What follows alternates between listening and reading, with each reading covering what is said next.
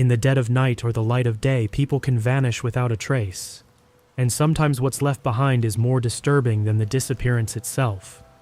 From frantic last words on a phone line to cryptic messages scrawled on billboards, the world's creepiest unsolved disappearances are riddled with bizarre clues that only deepen the mystery. These are not just ordinary missing persons cases. Each is a chilling tale with details so strange and unexplainable that they sound like the plot of a horror novel. We will delve into 11 such cases. Stories of individuals who stepped out of the ordinary and straight into the unknown. As we journey through each disappearance, pay attention to the eerie evidence and unanswered questions that connect them. One case features a terrified traveler sprinting out of an airport, claiming people wanted to kill him. Another, a young man whose final exclamation on a cell phone call is followed by silence. You'll hear about an abandoned car containing a live puppy and a lipstick-smeared message, a mysteriously wiped computer that hides its owner's secrets, and an ominous phone call from a missing child pleading for help. Each story unfolds with its own unsettling twists, unexplained sightings, odd personal items left behind in inexplicable places, and hints of dark conspiracies lurking in the background. Prepare yourself for a long, haunting exploration of these mysteries. The tone is foreboding, the details are perplexing, and the truth is maddeningly elusive. This journey will take us from deserted highways and college campuses to cruise ships and quiet suburban homes, each stop offering a glimpse into a nightmare that remains unresolved. These creepy, enigmatic disappearances will send a chill down your spine and leave you questioning how such things can happen in our world. Now dim the lights if you dare, and let's step into the shadows of these unsolved cases, beginning with the inexplicable vanishing of a young man named Lars Mittank. Lars Mittank, the tourist who vanished into thin air. It was supposed to be an enjoyable summer getaway on the Black Sea coast, but for 28-year-old Lars Mittank, a German tourist in Bulgaria, the trip turned into a nightmare that defies explanation. In July 2014, Lars was vacationing with friends at the popular Golden Sands resort near Varna. The week had been full of typical holiday fun beach outings, nightlife, laughter. But in the final days of the trip, something went very wrong. Lars got into a minor altercation at a bar over a football-soccer dispute. He was a fan of SV Werder Bremen and exchanged heated words with some rival fans. Later that night, he vanished from his friends, only to resurface the next morning with an unsettling story. He claimed he'd been attacked by a group of locals hired by the men from the bar. He said he'd been beaten, suffering a possible fractured jaw and a ruptured eardrum.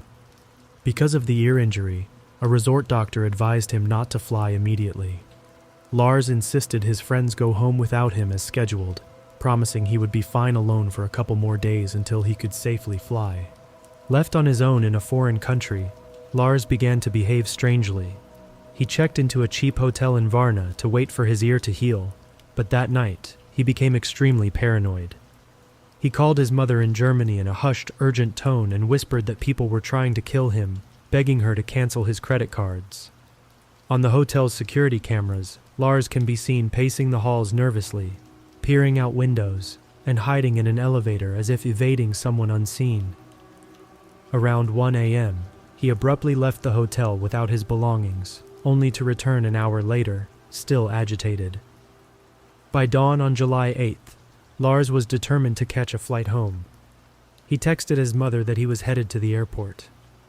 At Varna Airport, Lars visited the airport medical office to have his ear checked one last time.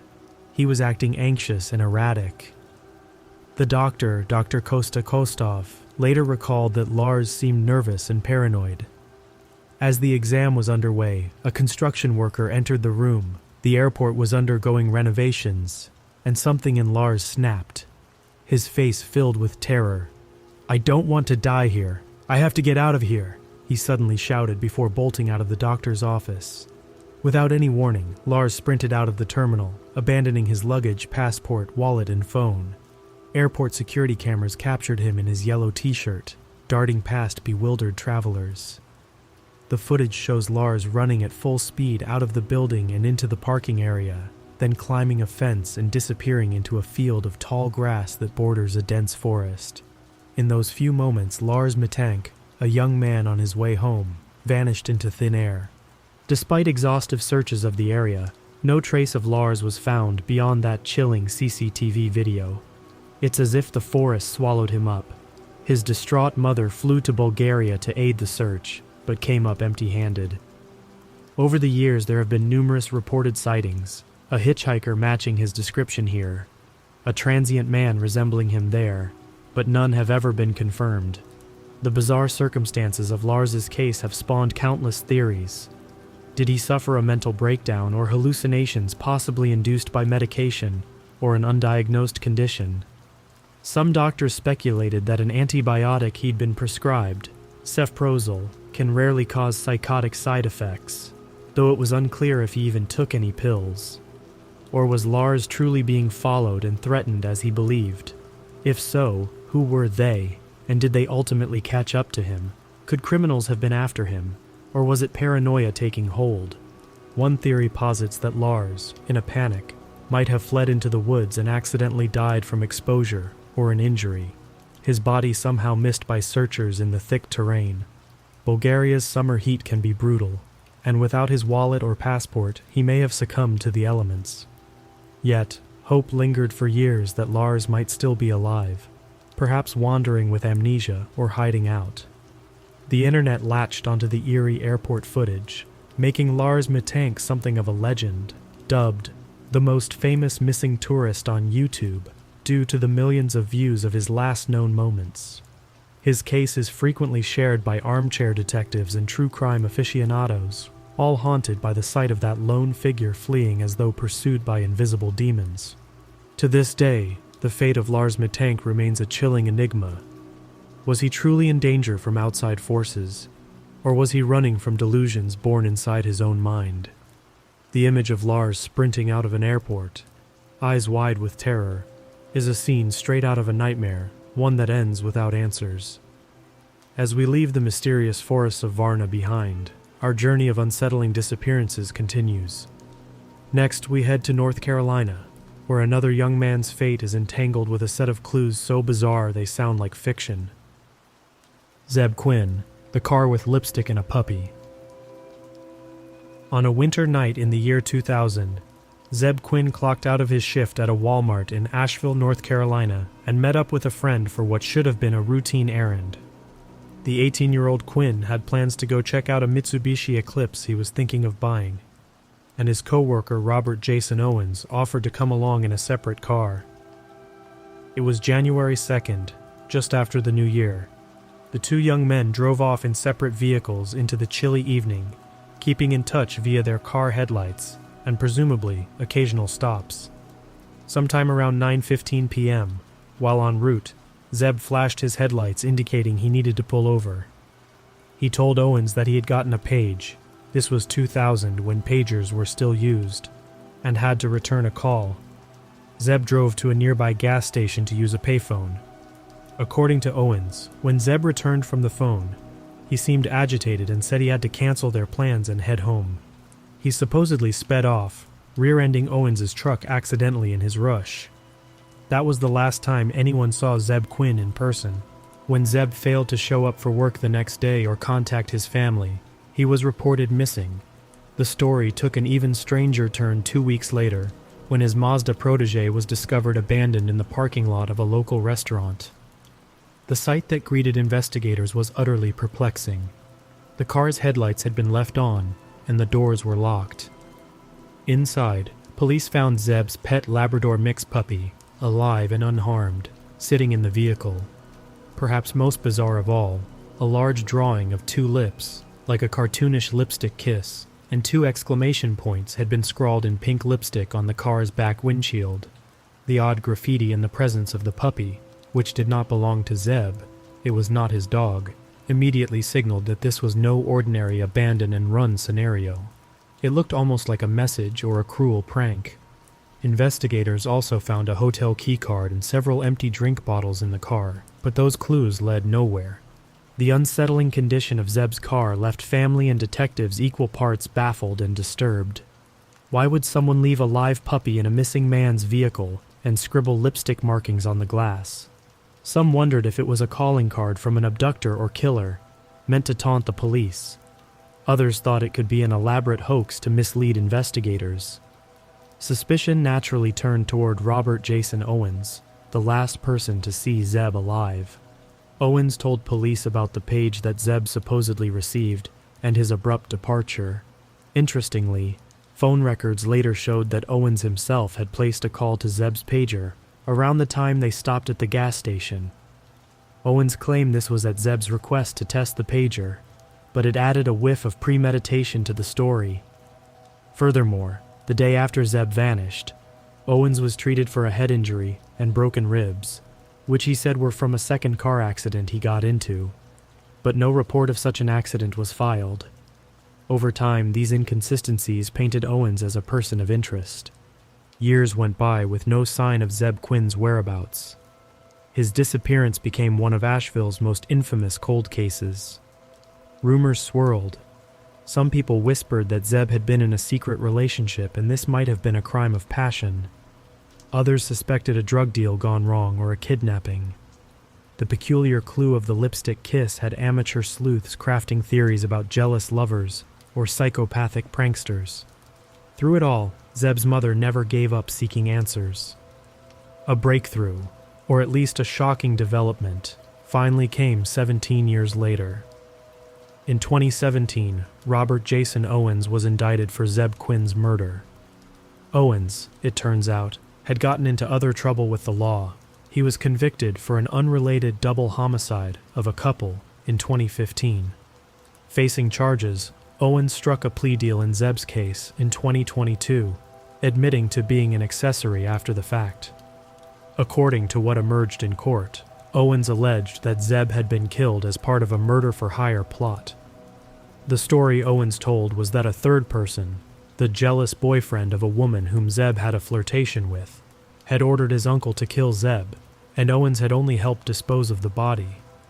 If this account is true, it's a twisted tale involving a love triangle and a contracted hit, which would make the bizarre scene with the car and puppy an even more perplexing postscript. Was the car staged to throw off investigators, perhaps by Owens or others involved? Or were those details, the puppy, the lipstick, an unrelated red herring introduced by someone who found the car? To this day, Zebb's body has never been found, and many in his community still wonder which parts of Owens's story are true. Officially, the case is considered solved with Owens's conviction as an accessory, but without a body and with so many odd unanswered questions, it feels far from resolved in the public's mind. The image of that lonely Mazda with its headlights eerily aglow, a sad puppy waiting inside, and a mysterious lipstick message on the window remains seared into the memory of all who followed the case. It's a scene as haunting as any horror movie, only this one was real. As we leave the puzzle of Zebb Quinn behind, we move to another baffling disappearance. Next, we'll drive down a dark rural road in Minnesota, where a young man's frantic phone call to his parents became the last trace of him. Brandon Swanson, the vanishing, after the "oh shit" call. Not long after high school graduation in spring 2008, Brandon Swanson of Marshall, Minnesota, was enjoying a night out with friends to celebrate the end of the college semester. The 19-year-old had attended a couple of small gatherings on May 13, 2008, and into the early hours of May 14th he decided to head home. Past midnight, Brandon drove his Chevy Lumina down the rural back roads that cut through endless fields. It was dark and remote. Southwestern Minnesota is farmland as far as the eye can see, with occasional small towns dotting the map. Sometime after 1:30 a.m., Brandon misjudged a turn, and his car jolted into a ditch. He wasn't hurt, but the car was stuck. Frustrated and stranded in the middle of nowhere, Brandon grabbed his cell phone and called his parents for help. Brandon told his mother and father, Annette and Brian Swanson, that he believed he was near the town of Lynn, a short drive from their home. They agreed to come pick him up, so Brandon stayed on the line and tried to guide them by flashing his car's headlights. Out on those country roads, however, it was pitch black. His parents drove around trying to find him, but neither they nor Brandon could spot each other's lights in the distance. The situation grew more frustrating as time passed. Cell reception was spotty, causing some dropped calls, but Brandon always called back and reconnected. Determined to find a recognizable landmark, Brandon decided to leave his car and walk toward lights he could see, what he thought was the town of Lynn. He kept talking to his father as he walked, describing what he saw and trying to figure out where he was. Brian, his father, drove to the parking lot of a known bar in Lynn where they planned to meet. For about 47 minutes, father and son stayed in contact via phone as Brandon trudged along gravel roads in the dark early morning. Understandably, both were a little on edge. The rural night can play tricks on your senses, and Brandon was disoriented by the miscalculation of his location. Then, shortly after 2:30 a.m., as Brandon was speaking, he suddenly interrupted himself mid-sentence and exclaimed, "Oh shit!" The exclamation was abrupt and alarmed, as if he had been startled or had lost his footing. Immediately after that, the line went silent. At first, Brian thought his son might have dropped the phone or that it died, but repeated attempts to call Brandon back went straight to voicemail. Brandon Swanson was never heard from again after that brief cry of alarm. When morning came and there was still no sign of Brandon, his parents reported him missing. Initial law enforcement response was frustratingly slow. The first officer reportedly suggested that it wasn't uncommon for young men Brandon's age to stay out all night, and that he might turn up later on his own. But Brandon wasn't the type to run away or ignore his parents' calls. The discovery of something crucial changed the tone. Cell phone records showed that Brandon had not been near Lynn at all during that call. In fact, his phone had pinged closer to a town called Porter, about 25 miles from where he and his parents thought he was. Acting on this new information, searchers eventually located Brandon's abandoned Chevy, nowhere near Lynn, but off a gravel road by Taunton, along the Yellow Medicine River.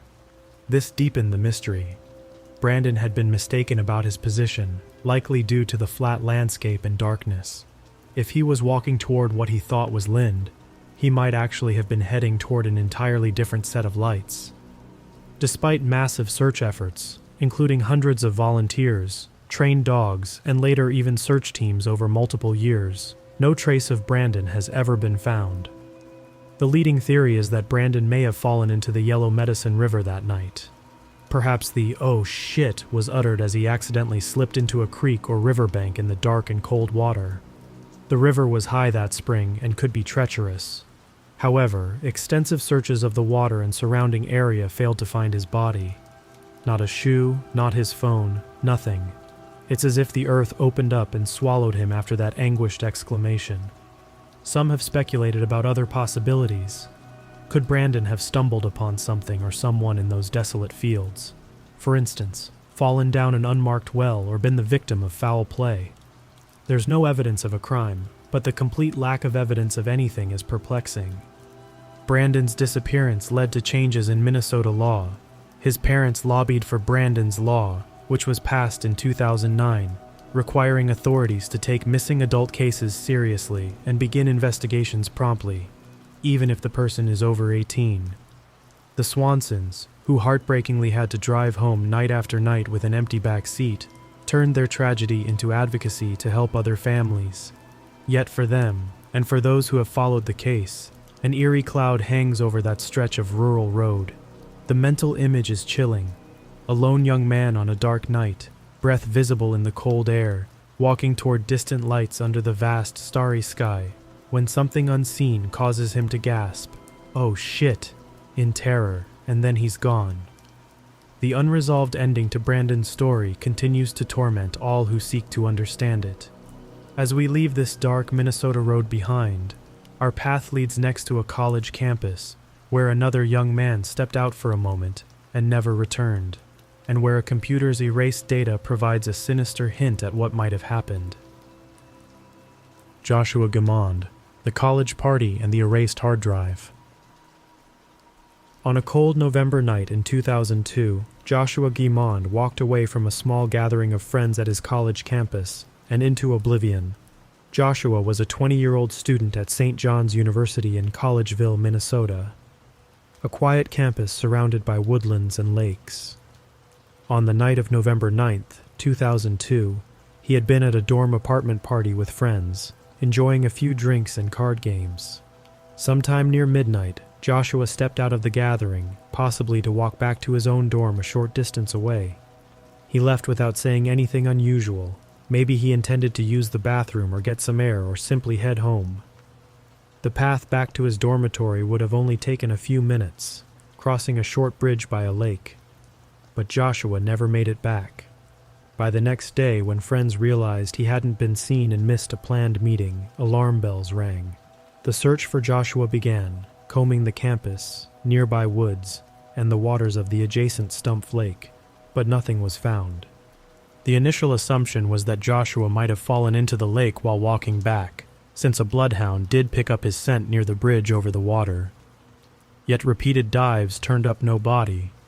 As days turned to weeks, the simple accident theory became less certain, and more puzzling clues emerged. Joshua's dorm room had been left in a normal state, his car still parked on campus, jacket in his room. Notably, his glasses, which he wore to see, were found in his apartment, meaning he ventured out that night without them, which was uncharacteristic. There was no sign of struggle anywhere along the path he likely took. The case was growing cold when, months later, an almost sinister discovery was made regarding Joshua's computer. Someone had accessed Joshua's personal computer after he went missing and wiped out important data from the hard drive.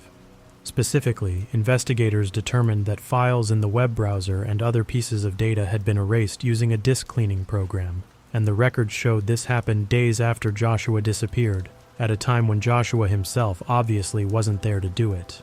In other words, someone with potentially something to hide had been in his dorm room and on his PC. This revelation blew open the range of theories. It suggested that perhaps Joshua hadn't simply fallen in a lake. Maybe foul play was involved, possibly by someone he knew on campus. Investigators digging into the recovered computer data found that Joshua had been engaging in online chats in the time leading up to his disappearance. He had been using a fake persona online, posing as a woman named Ashley, to chat with men on services like Yahoo Personals. It was speculated that Joshua, who was known as a politically active and straight-laced student, might have been exploring his identity or sexuality in secret. One theory is that he arranged to meet someone he met online that night and encountered a predator. Lending credence to this possibility was another odd campus incident. Around the same time frame, students had reported seeing an unknown man in an orange Pontiac Sunfire car cruising around, dropping off male passengers late at night. When security approached one of the men being dropped off, the man bolted away, which seemed suspicious. After Joshua vanished, that vehicle was investigated, but the driver didn't provide helpful information, and the car was later destroyed. A strangely timed disappearance of a potential lead. To complicate matters, Joshua's disappearance happened in an era when a string of young men in the Midwest had gone missing under mysterious circumstances, some linked dubiously by the so-called smiley face killer theory. Joshua's case drew comparisons to these incidents, though nothing conclusive tied them together. Another angle. Joshua was an ambitious student in the political science club, and he had been researching scandals involving the university's personnel. In fact, St. John's University was embroiled in a clergy abuse scandal around 2002, and Joshua had openly expressed anger about it. Some wondered if he stumbled upon information that put him in danger, though police found no hard evidence of this. As the investigation dragged on, Joshua's parents became increasingly frustrated with the lack of answers. Over the years, tips would dribble in, a possible sighting here, a random idea there, but nothing panned out. 20 years later, the case remains unsolved, but the presence of that wiped computer data hovers over it like a dark cloud. Who sat down at Joshua's desk in the days after he vanished, and what were they trying to conceal? Perhaps it was some well-meaning friend removing personal information, but if so, why not come forward? The silence is telling. Joshua's story is a mix of college innocence and deeply disturbing possibilities. One can imagine the once bustling dorm, now quiet, the glow of Joshua's computer screen as files disappear one by one, leaving behind only questions. With those questions in mind, we move on to another disappearance, that of a bright young television news anchor who vanished on her way to work, leaving behind a scene of struggle and, years later, a truly creepy message on a billboard. Jodi Huisentruit, the anchorwoman and the cryptic billboard. In the pre-dawn hours of June 27, 1995, in the small city of Mason City, Iowa, 27-year-old Jodi Huisentruit was running late for work. Jodi was a popular local TV news anchor for the morning show at KMT. She lived in an apartment not far from the station. That morning, when she didn't show up on time to the studio, a colleague called her. Jodi answered the phone, apologizing and saying she'd overslept and was on her way. But Jodi never arrived at work. Concerned coworkers alerted police. When officers went to Jodi's apartment complex, they found a chilling scene in the parking lot. Near Jodi's parked car were her personal items scattered as if there had been a struggle. A hairdryer, earrings, and one of her red high-heeled shoes lay on the ground. The car key was bent, still stuck in the door lock of her Toyota Miata, suggesting someone snatched her just as she was about to get in the car. It was immediately treated as an abduction. Neighbors reported possibly hearing a scream at around 4 a.m., but no one saw the attacker. Jodi Huisentruit had vanished without a trace of her beyond the disturbed evidence at the scene. The abduction of a well-known local television personality sent shockwaves through the community. Jodi was a familiar, friendly face on TV every morning, and now she was the center of a terrifying mystery. Massive searches and investigations ensued. Police and volunteers scoured surrounding areas, lakes, and parks. Over time, a few potential leads emerged, including a white van seen in the area that morning, and persons of interest such as a friend, an older male acquaintance who had spent time with Jodi socially, were questioned. But nothing concrete ever materialized. It was as if someone had been lying in wait for her that morning and executed a swift, brutal kidnapping. The case grew cold, but Jodi's family and friends kept her memory alive, and the story periodically surfaced in the media, keeping locals wary that a kidnapper was still at large. Years passed with no answers, until something bizarre and macabre occurred. In early 2020, almost 25 years after Jodi's disappearance, unknown individuals vandalized a billboard dedicated to finding Jodi with a cryptic message spray-painted across it. The billboard, which featured Jodi's photo, and the plea, "Someone knows something, is it you?" was defaced on New Year's Eve with the words, "Frank Stearns, Machine Shed," emblazoned in large yellow letters. This strange graffiti immediately grabbed attention. Frank Stearns was the name of a now-retired Mason City police officer who had long worked on Jodi's case. And Machine Shed seemed to imply some kind of location. Was this a clue? A taunt? Investigators treated it seriously. The vandalism happened in the middle of the night. Witnesses later came forward saying they saw two individuals dressed in black who quickly climbed a ladder to spray paint the message and then vanished into the dark. The cryptic phrase led some to speculate. Was someone suggesting that evidence or Jodi herself could be found in a machine shed belonging to, or connected to, Frank Stearns? Or was it accusing the former investigator of something? The authorities publicly stated that Frank Stearns was not considered a suspect, and he himself said he had no idea what it meant. This was not the first time Jodi's case had encountered strange turns. In the late 2000s, a Mason City police officer turned whistleblower claimed she had heard that certain local authorities might have been involved in Jodi's abduction, implying a cover-up. Those allegations were investigated but never substantiated, and the officer was dismissed. The graffiti on the billboard felt like a ghost from those rumors, hinting at some hidden truth behind Jodi's fate. It reignited public interest, and new leads were sought, but as of today, nothing definitive has come from the machine shed message. The billboard itself was cleaned and reprinted, but the eerie memory of those spray-painted words lingers. Jodi Huisentruit's case remains one of Iowa's most haunting unsolved mysteries. Here was a vibrant young woman with a successful career, snatched in her own apartment parking lot, likely by someone who knew her routine. Decades later, there's no body, no crime scene beyond scattered belongings, and no answers, only theories and whispers. Some suspect a stalker became obsessed with Jodi from watching her on TV. Others think it could have been someone she knew who harbored a secret grudge or infatuation. The passage of time without answers is cruel, but her loved ones continue to seek closure. Occasionally, fresh attention like the billboard incident breathes new life into the case, raising hopes that a guilty conscience or a slip of the tongue might one day unravel the truth.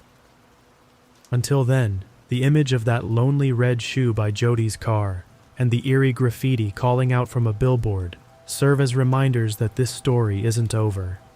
It's a chilling thought that somewhere out there, someone knows exactly what happened that June morning in 1995. As we leave Jodi's case, with its silent scream in the night and its cryptic message years later, we come to another perplexing disappearance.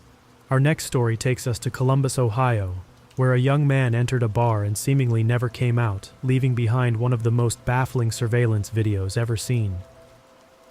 Brian Shaffer, the man who never left the bar. Brian Shaffer was a 27-year-old medical student at Ohio State University, and on the night of March 31, 2006, he decided to celebrate the start of spring break with friends. Brian had just finished finals, and despite feeling a bit run down from studying, he hit the town in Columbus, Ohio. He and his friend Clint went bar hopping that evening, having a shot or two at each spot, enjoying the live music and campus bar scene. Around midnight, they ended up at a popular bar in the South Campus Gateway called the Ugly Tuna Saloona. Security cameras recorded Brian and Clint riding an escalator up to the bar's entrance at about 1:15 a.m. on April 1st, laughing and in good spirits. Inside, they met up with some other friends. At around 1:55 a.m., shortly before closing time, CCTV footage captured Brian in the bar's hallway chatting with two women, then waving to them as he turned to re-enter the main bar area. And then Brian vanished off camera. When the Ugly Tuna closed, patrons filtered out into the night. Clint and others waited outside for Brian, but he never appeared. At first they assumed he might have left earlier or found another way home, but Brian Shaffer was never seen again. The investigation into Brian's disappearance quickly zeroed in on the incredible puzzle posed by the surveillance tapes. The bar's entrance was under video surveillance, and Brian was clearly seen going in. Strangely, there was no footage of Brian ever coming out. Police and security reviewed the tapes frame by frame. Every person who entered was accounted for leaving, except Brian. It was as if he evaporated inside the bar. The Ugly Tuna was located on the second floor of a building accessible by one escalator and a freight elevator, the latter not generally for public use. There was a back exit under construction at the time, but it wasn't a normal route for patrons. If Brian left through that construction area, he might have avoided a camera, but it would have been hazardous and convoluted, yet no other trace of him was found in the building either. Columbus police were flabbergasted.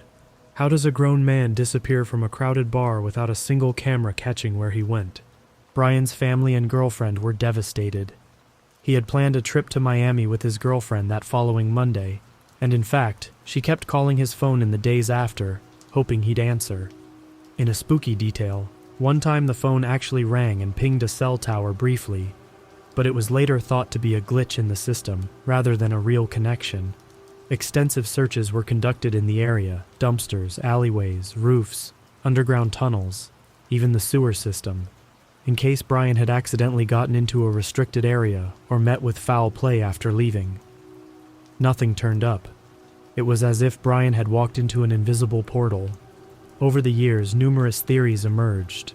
One theory is that Brian, grieving the recent death of his mother, might have decided to run off and start a new life.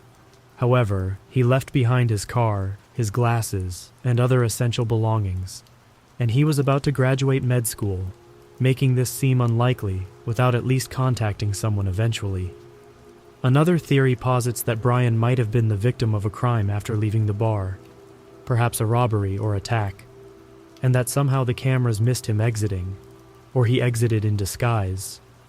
Some speculated he could have changed clothes or put on a hat. The area around the bar was heavily searched, though, and no signs of a struggle were found. One focus of suspicion was Brian's friend Clint, the last known person with him. Clint lawyered up and even refused a lie detector test, which raised eyebrows. Some wondered if an altercation or prank had gone wrong, but there's no evidence implicating Clint beyond his refusal to be further questioned. There was also speculation about the smiley face killer, an alleged serial killer targeting young men in the Midwest, but nothing concrete ties to Brian's case beyond the profile of the victim. As years passed, Brian's father tragically died in an accident, never knowing what happened to his son. In a heartbreaking twist, someone posted a message online in remembrance of the father, using a nickname that only Brian would typically use, briefly stirring hope that Brian might still be alive incognito. It turned out to be a cruel hoax. To this day, Brian Shaffer's disappearance is one of the most famous modern mysteries. Investigators still scratch their heads at the lack of video evidence of him leaving that bar.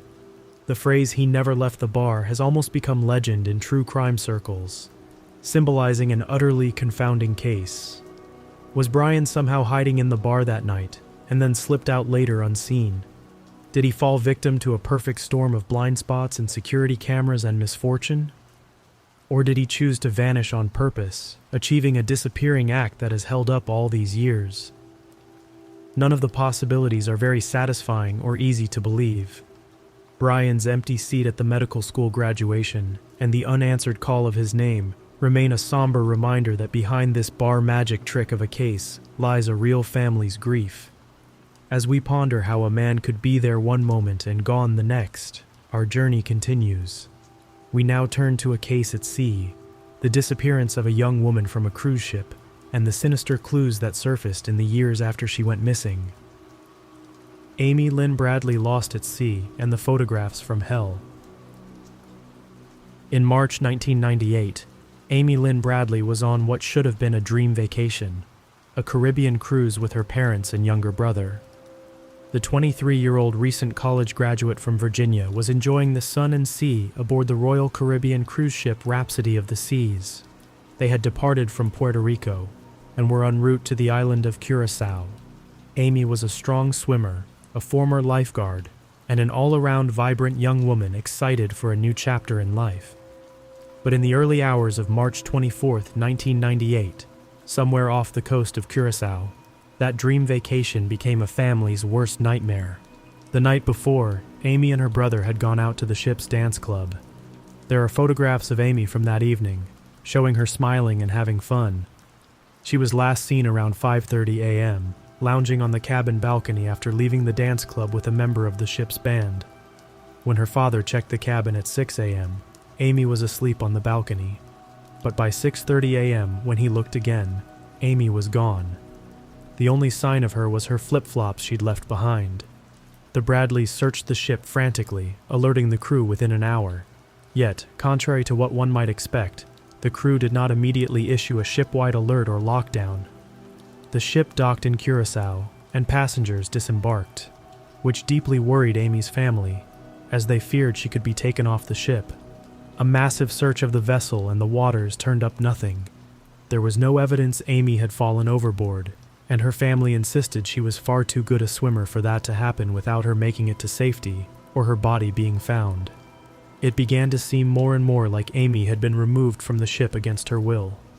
Over the months and years that followed, the Bradleys received multiple disturbing leads, suggesting that Amy might have been kidnapped and sold into human trafficking. Tourists in Curaçao in August 1998 reported seeing a woman on a beach who looked like Amy, with the same tattoos, being led by two men. In 1999, a U.S. Navy sailor visiting a brothel in Barbados reported an encounter with a distressed woman who told him her name was Amy and begged for help, claiming she was being held captive. Unfortunately, he waited until after returning to the U.S. to report this, and by the time officials checked, the brothel owner claimed ignorance and no Amy was found. The most chilling evidence arrived in 2005.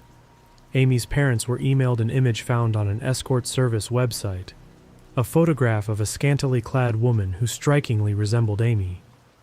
In the photo, the woman, who went by the name Jazz, has the same distinctive tattoos Amy had, a Tasmanian devil cartoon on her shoulder, a sun on her lower back, a Chinese symbol on her ankle. The Bradleys were convinced it was her. This suggested that Amy had possibly been forced into sexual slavery. The FBI and investigators pursued these leads, but the trail was frustratingly vague. The idea that a young woman could be kidnapped from a cruise ship and forced into a sordid underworld is the stuff of nightmares. And for Amy's family, it has been a torturous reality to consider.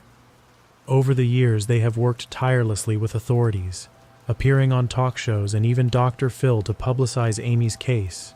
Indeed, the 2005 photo was shown on Dr. Phil, shocking viewers. Despite extensive investigations and even rewards offered, Amy remains missing. Royal Caribbean initially maintained that such an abduction was unlikely, suggesting perhaps she fell overboard. But evidence increasingly disputes that. Amy's case has led to discussions about cruise ship security and the dark networks of Caribbean human trafficking. For those who hear Amy's story, certain images are hard to shake. The thought of her alone on that balcony as dawn broke, perhaps approached by someone she thought she could trust. The eerie photo of a woman who might be Amy, eyes heavy with sadness, forced into unspeakable circumstances, and the pain in her parents' voices as they hold on to hope that maybe, just maybe, she's still alive out there waiting to be rescued. Amy Lynn Bradley's disappearance stands as one of the creepiest unsolved travel mysteries, a case that makes you think twice about the dangers lurking even in paradise. As we disembark from Amy's story, our journey isn't over. Next, we step back onto land into the case of a troubled woman whose disappearance left behind gruesome and confounding clues, including a severed finger and neatly folded clothes in a freezer. Diane Augat, a severed finger and clothes in the freezer. April 1998, Pasco County, Florida. Diane Louise Augat, 40 years old, walked out of her sister's home and into a mystery that grows more macabre the deeper you look. Diane had led a troubled life. She suffered from bipolar disorder and had been struggling since a recent divorce and losing custody of her children. She lived in a group home and had a history of wandering off, but she always returned or checked in. On April 10, 1998, Diane left her sister's house in Hudson, Florida, and never came back. What followed were a series of bizarre and unsettling clues that seemed straight out of a horror film. 3 days after Diane disappeared on April 13th, her mother's answering machine recorded a brief, frantic message. On the playback, there was the voice of a woman, clearly believed to be Diane's voice, pleading, "Help! Help!" before a loud scuffle is heard, and then Diane's voice yelps, "Hey, gimme that," as the call abruptly cuts off. The number was traced to a motel in Odessa, Florida, but by the time police checked, the room was vacant. Then, 2 days later, on April 15th, a chilling discovery. A passerby found a severed human finger on the side of US Route 19, not far from where Diane was last seen. It turned out to be the tip of Diane's right middle finger, cleanly cut above the knuckle, and witnesses reported seeing a second finger at the scene, though only one was recovered. This gruesome find raised the stakes dramatically. It seemed to indicate foul play and a taunting element, as if someone was leaving breadcrumbs. But the strangest clue was yet to come. On April 18th, a week after Diane vanished, the manager of a convenience store in Odessa went to check the store's outdoor freezer. Inside, she found a plastic bag filled with neatly folded women's clothes. Shockingly, the clothing was quickly identified by Diane's family as belonging to her. The freezer was outside the store, accessible to anyone, as if someone had deliberately placed the bag there to be found. Why fold the clothes so neatly and hide them in a freezer? It was a baffling and creepy gesture. Perhaps the person responsible was toying with investigators. Or perhaps there was a twisted logic only they could understand. Despite these tantalizing and horrifying clues, a desperate voicemail, a severed finger, and carefully folded clothes, no further trace of Diane Augat was ever found. The authorities were stumped. One working theory was that Diane had become entangled with a dangerous individual or group, possibly related to drug activity. She had occasionally fallen in with a rough crowd. The clues might have been meant to scare or send a message. The phone call suggested she was being held captive at least for a short time. The finger suggested violence or punishment. And the clothes in the freezer, some speculated it was symbolic, preserving evidence on ice, or practical, hiding bloody clothes, or simply cruel theatrics by the perpetrator. Over the years, Diane's case went cold, but those left behind can't forget the horrifying trail that was left. Her mother, year after year, hoped for answers that never came. That disembodied finger, matched to Diane via fingerprint, is perhaps one of the most ghoulish calling cards in any missing person case. It's as if the darkness that plagued Diane's life culminated in one final wicked game. Sometimes people talk about the perfect crime as one leaving no clues. In Diane's case, it's almost the opposite. Clues were left, yet they only deepen the enigma. What happened in those last days of Diane Augat's life remains unknown, but it surely wasn't anything good. As we step away from the haunting fragments of Diane's story, the echo of "Help Me" still ringing in our ears, we move on to another disappearance with eerie overtones. This time, the setting is an apartment in New Hampshire in 1980, where a teenage girl vanished from her home and left behind a mystery involving unscrewed light bulbs and strange phone calls. Laureen Rahn, lights out in the hallway. On the night of April 26, 1980, 14-year-old Laureen Rahn was at home in her family's third-floor apartment in Manchester, New Hampshire. Laureen's mother, Judith, was out of town at a tennis tournament, so Laureen had invited a girlfriend over to spend the night. The two teens, along with a male friend, hung out in the apartment drinking a little wine and listening to music. Later that night, the male friend left, and Laureen and her girlfriend decided to sleep with the friend taking Laureen's bed, and Laureen sleeping on the couch in the living room. Sometime around midnight, neighbors later reported hearing voices and footsteps in the upstairs hallway. What nobody knew then was that something ominous was brewing. Judith Rahn returned home in the early hours, around 1:30 a.m., and immediately sensed something was off. The hallway that led to their apartment door was unusually dark.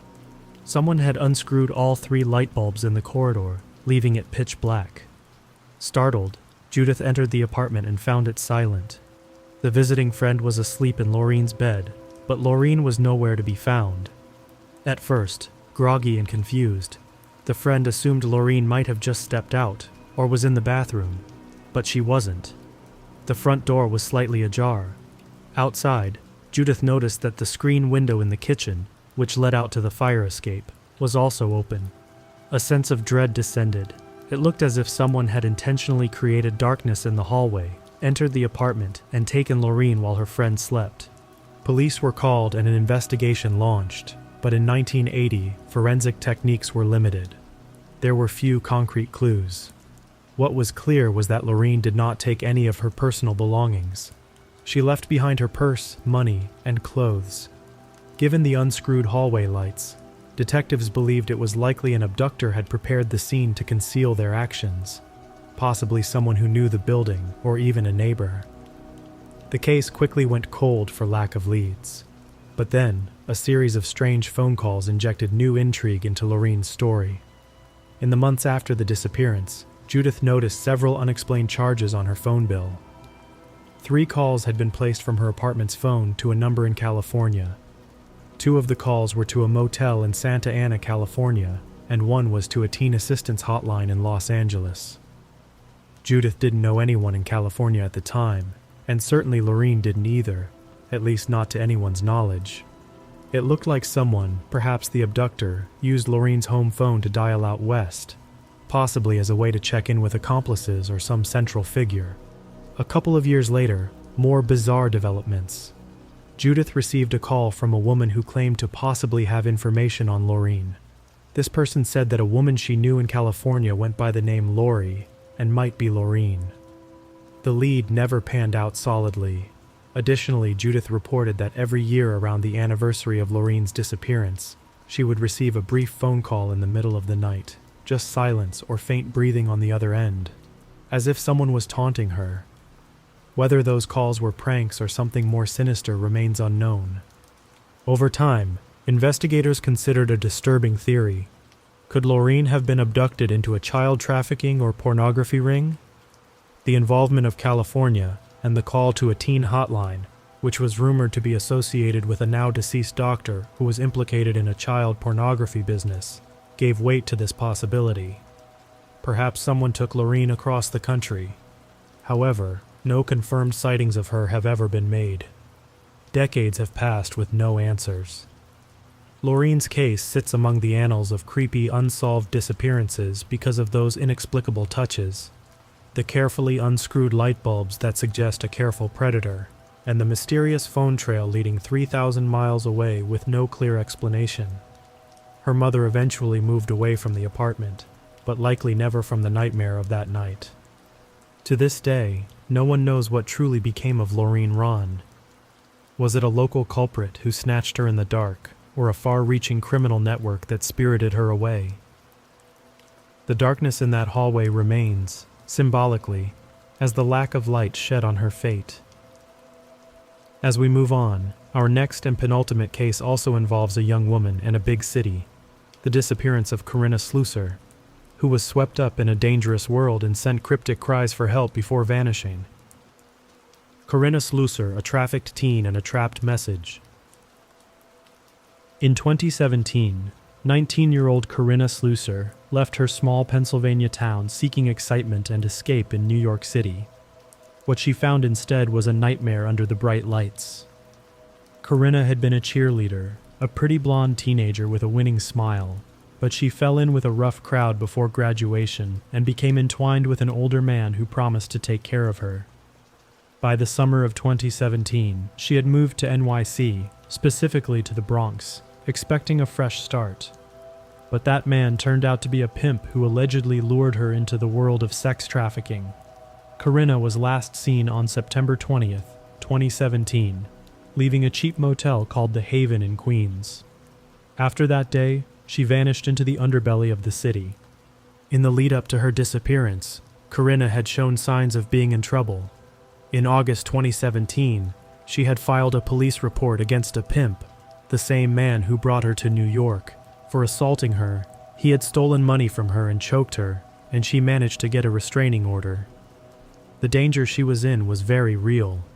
After she went missing, her family and authorities feared she had been coerced or kidnapped by a sex trafficking ring in retaliation for going to the police. As the investigation unfolded, a disturbing timeline came to light. Corinna had been active on social media, and on September 10th, 10 days before she disappeared, she posted a final photo on Instagram with a cryptic caption that hinted at a change and a new home. It was odd enough to catch her friends' attention even before they knew anything was wrong. Then, after Corinna's disappearance, her mother received unusual texts and even an attempt at extortion. In April 2018, someone contacted Corinna's mother demanding a $7,000 ransom, claiming to have Corinna captive in another state. The extortionist even arranged a meeting point at a parking lot in North Carolina. Desperate, her mother Sabina was prepared to go, but law enforcement suspected it was a scam or a dangerous trap and warned her off. The next day, the cruel messenger taunted her, saying, "Remember this day, because it's the day you almost got her."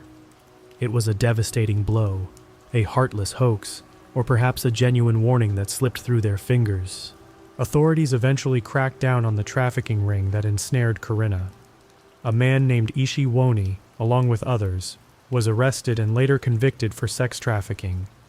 He had been one of the individuals Corinna was last known to associate with.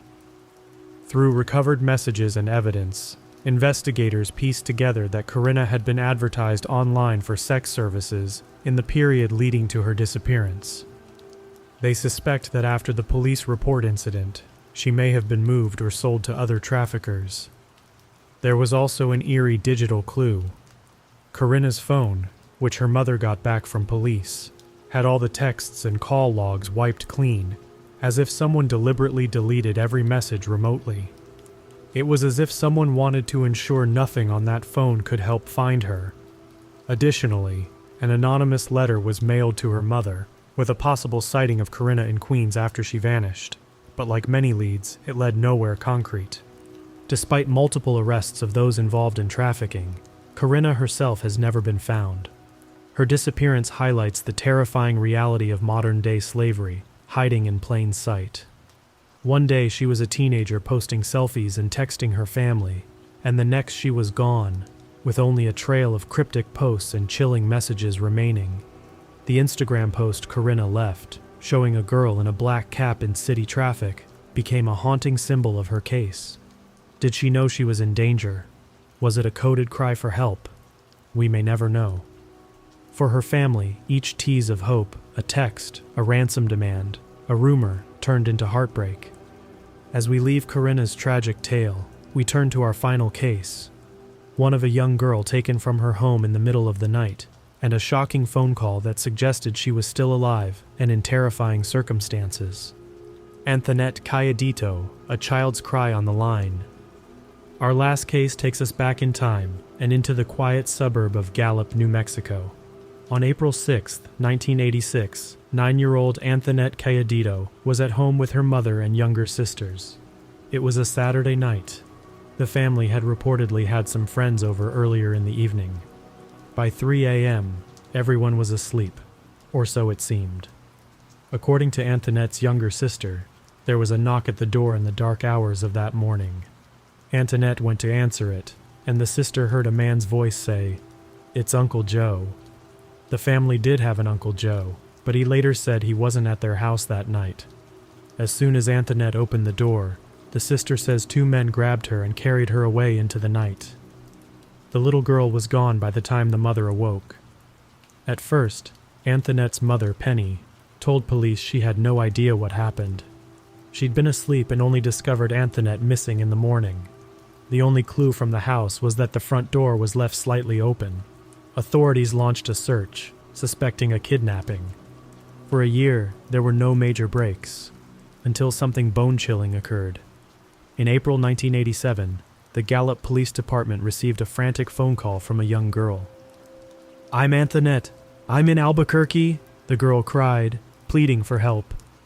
Before the dispatcher could get any useful details, an angry adult voice was heard shouting, "Who said you could use the phone?" followed by the sound of a scuffle and the girl screaming. The line then went dead. The call was too short to trace. However, it was recorded, and when investigators played the tape for Anthonette's family, Penny gasped. She was certain the voice was her daughter's, recognizing the way she said her name. She did not recognize the male voice. This 40-second phone call injected both hope and terror into the case. Hope that Anthonette might be alive, and terror at the thought of what she was enduring. The story made national news, and leads began to surface.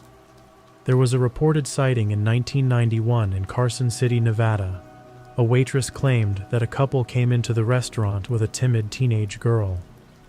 When the girl deliberately dropped a utensil, the waitress picked it up, and the girl squeezed her hand, only for the waitress to later find a note under the plate, saying, "Help me, call police," scrawled on a napkin. By the time she realized, the trio had left. The waitress was struck by the girl's resemblance to the age-progressed photos of Anthonette. If that was indeed Anthonette, it meant she had been held captive for years by that point. Another potential clue came when Anthonette's younger sister, who had been a witness, finally admitted 5 years later that she did see her sister being taken by 2 men that night, after initially being too scared to say so. This corroborated what police suspected, that the abductor was someone familiar to the family, given the Uncle Joe ruse. The FBI considered Penny, the mother, as well. She even took a polygraph, which she reportedly failed, leading to whispers that she might have known more than she let on, possibly about who took Anthonette. But no charges were ever filed, and Penny died in 1999, still not knowing what became of her child. Anthonette's case remains one of the most heart-wrenching unsolved disappearances. The image of a little girl snatched from her home is disturbing enough, but the added layer of that desperate phone call, a tiny voice reaching out from what sounded like the depths of hell, is truly haunting.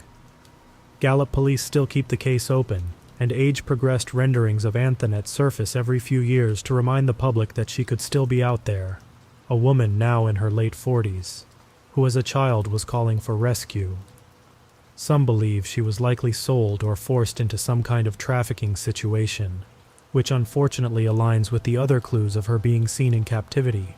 Others hold on to the sliver of hope that maybe the call was a hoax, though her family doubts that, and that she was raised by someone else unhurt, an unlikely scenario given everything. As we conclude this journey through these creepy, unresolved disappearances, we are left with the realization that behind each of these stories are real people, families, friends, entire communities, left in agonizing limbo. The bizarre details we've recounted, from mysterious phone calls to inexplicable evidence, are the breadcrumbs that keep these cases alive in the public's imagination. Perhaps one day, someone will come forward, a new piece of evidence will emerge, or a deathbed confession will crack one of these cases wide open. Until then, these 11 stories remain open-ended tales of terror and mystery, a sobering reminder that sometimes truth really is stranger and far more frightening than fiction.